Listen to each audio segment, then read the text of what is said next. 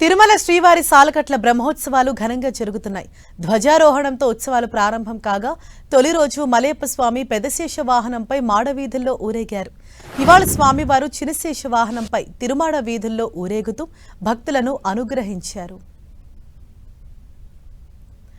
మధ్యాహ్నం 1 గంట నుంచి 3 గంటల వరకు ఉభయ దేవేరులతో కూడిన మలయప్ప స్వామికి స్నపన తిరుమంజనం కార్యక్రమం జరుగుతోంది.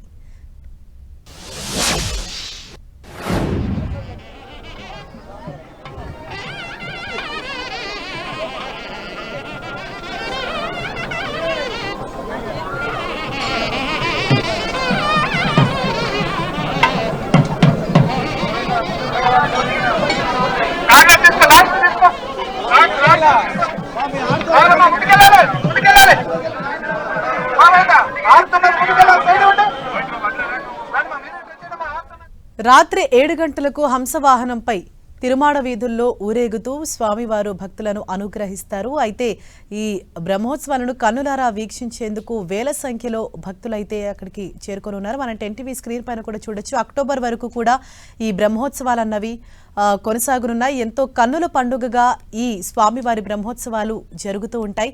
అయితే నిత్యం వేలల్లో భక్తులు తిరుమలకు చేరుకుంటారు ఈ బ్రహ్మోత్సవాలను చూసేందుకు.